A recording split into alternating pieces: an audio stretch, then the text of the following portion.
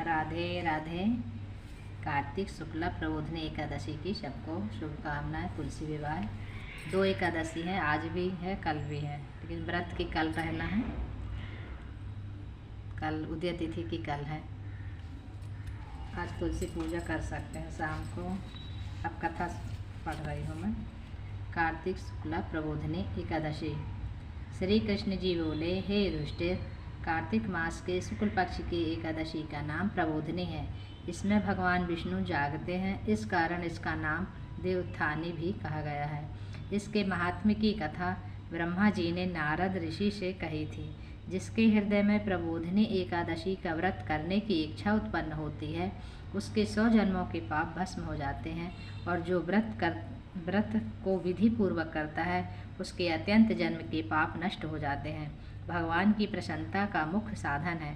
प्रबोधिनी एकादशी के व्रत से मनुष्य को आत्मा का बोध होता है। जो इस व्रत से विष्णु की कथा सुनते हैं, उन्हें 7 दीपों के दान करने का फल मिलता है। जो कथावाचक की पूजा करते हैं, वह उत्तम लोकों को प्राप्त करते हैं। उसके 10,000 जन्मों के पाप नष्ट हो जाते हैं। जो पुरुष कार्तिक में वृंदा का दर्शन करते हैं, वह हजार युग एक वैकुंठ में निवास करते हैं। जो तुलसी का पेड़ लगाते हैं, उनके वंश में कोई निसंतान नहीं होता। जो तुलसी की जड़ में जल चढ़ाते हैं, उनकी वंश सदैव फूली फली रहती है। जिस घर में तुलसी का पेड़ हो, उसमें देवता निवास करते हैं। सर्प तथा यमराज के दूत वहाँ स्वप्न में भी नहीं विचरते। जो पुरुष तुलसी वृक्ष के पास श्रद्धा से दीप जलाते हैं, उनके हृदय में दिव्य चक्षु का प्रकाश होता है।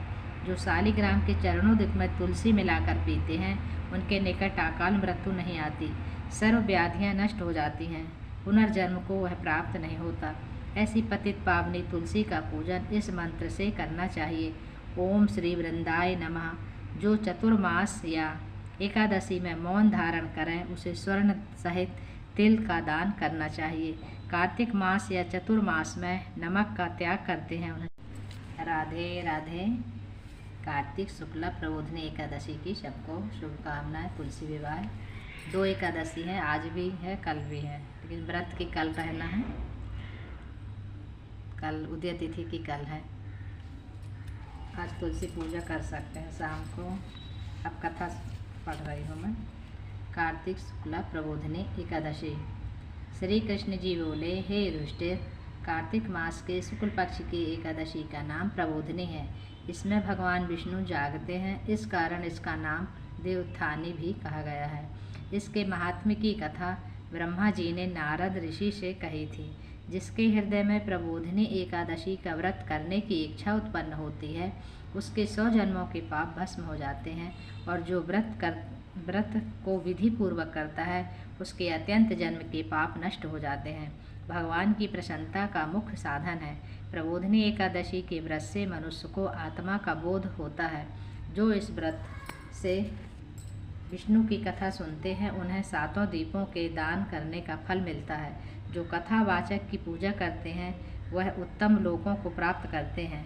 उसके 10,000 जन्मों के पाप नष्ट हो जाते हैं। जो पुरुष कार्तिक में वृंदा का दर्शन करते हैं, वह हजार युग एक वैकुंठ में निवास करते हैं। जो तुलसी का पेड़ लगाते हैं, उनके वंश में कोई निसंतान नहीं होता। जो तुलसी की जड़ में जल चढ़ाते हैं, उनकी वंश सदैव फूली फली रहती है। जिस घर में तुलसी का पेड़ हो, उसमें देवता निवास करते हैं। सर्प तथा यमराज के दूत वहाँ स्वप्न में भी नहीं विचरते। जो पुरुष तुलसी वृक्ष के पास श्रद्धा से दीप जलाते हैं, उनके हृदय में दिव्य चक्षु का प्रकाश होता है। जो शालिग्राम के चरणों में तुलसी मिलाकर पीते हैं, उनके निकट अकाल मृत्यु नहीं आती। सर्व व्याधियाँ नष्ट हो जाती हैं, पुनर्जन्म को वह प्राप्त नहीं होता। ऐसी पतित पावनी तुलसी का पूजन इस मंत्र से करना चाहिए। ओम श्री वृंदाय नमः। जो चतुर्मास या एकादशी में मौन धारण करें, उसे स्वर्ण सहित तिल का दान करना चाहिए। कार्तिक मास या चतुर्मास में नमक का त्याग करते हैं उन्हें। कार्तिक शुक्ला एकादशी से पुण्य तक देव स्थानों में दीपक जलाने से महापुण्य होता है।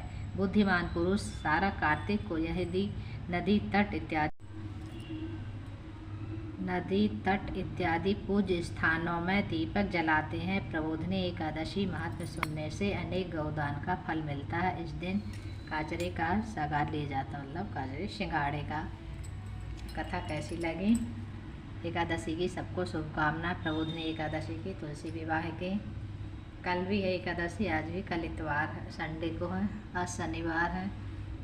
हम तो कल रहेंगे, आज भी कथा सुन लिए।